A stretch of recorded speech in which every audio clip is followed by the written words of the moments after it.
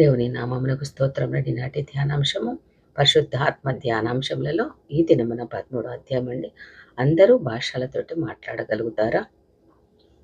ఈ ధ్యానంలో దేవుని యొక్క మాటగా మనము ఆలకిద్దామండి. క్రొత్త నిబంధన భాషలతో మాట్లాడడంపై అనేక లేఖనాలను అందిస్తుందండి. నిజానికి భాషలతో మాట్లాడడం అనేది పాత నిబంధనలో ప్రవచించబడినది. యెషయా గ్రంథం 23వ అధ్యాయం 13వ వచనం ప్రకారం నత్తివారి పెదవుల చేతను అన్య భాషలతోనూ ఈ జనులతో మాట్లాడుచున్నాడు. యెషయా గ్రంథం 32వ అధ్యాయం 4వ వచనం ప్రకారం చంచలుల మనసు జ్ఞానం గ్రహించును, నత్తివారి నాలుక స్పష్టముగా మాట్లాడు.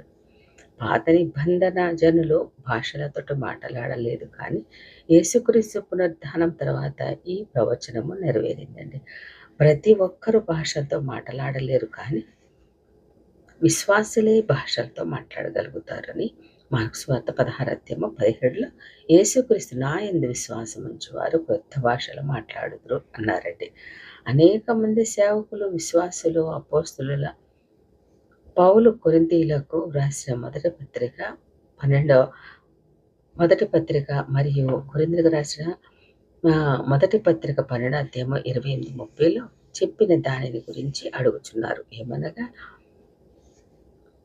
మరియు దేవుడు సంఘంలో మొదట కొందరిని అపోస్తలుగాను, పిమ్మట కొందరిని ప్రవక్తలుగాను, పిమ్మట కొందరిని ప్రవక్తలుగాను, అటు పిమ్మట కొందరిని అద్భుతములు చేయవారిని గాను, తర్వాత కొందరిని స్వస్థపరచు కృపావరములు గలవారిని గాను, కొందరిని ఉపకారములు చేయువారిని గాను, కొందరిని ప్రభుత్వములు చేయువారిని గాను, కొందరిని నానా భాషలు మాట్లాడు వారిని గాను నియమించెను.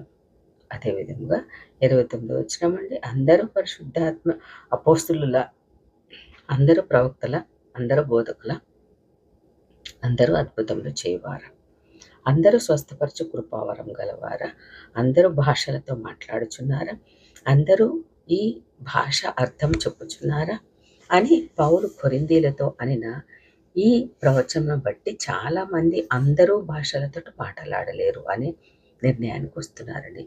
ఇది అతి ముఖ్యమైన వచనం అండి, కానీ ఇది వక్రీకరించబడుచున్నది, అపార్థం చేసుకునబడుచున్నది అండి. మొదట మనము అర్థం చేసుకోవాల్సినది ఏమనగా, జనజీవితానికి సంబంధించిన భాషలు ఉన్నాయండి. వ్యక్తిగత సమయములలో దేవునితోటి మాట్లాడడానికి దానికి ఉపయోగించే భాష నీకు, నాకు, మనకే జ్ఞానాభివృద్ధిని కలుగచేస్తుందండి. కానీ సంఘములో నీవు మాట్లాడే ప్రవచన వచనము సంఘమునకు జ్ఞానాభివృద్ధి కలుగచేస్తుందండి. పౌలు కొరింథీ సంఘముతో ప్రతివారు ప్రవచనాత్మక సందేశమును అందించలేరు అన్నారు కదండి. ఇది పరిశుద్ధాత్మ వరాల గురించి అనిన మాట. కొరింథీయులకు రాసిన మొదటి పత్రిక 14:5లో మీరందరూ భాషలతో మాట్లాడవాలని కోరుచున్నాను, కానీ మీరు ప్రవచింపవాలని మరీ విశేషంగా కోరుచున్నాను. సంఘము క్షేమాభివృద్ధి పొందు నిమిత్తం భాషలతో మాట్లాడేవాడు అర్థం చెప్తేనే కానీ వానికంటే ప్రవచించేవాడే శ్రేష్ఠుడు. ఆమేన్.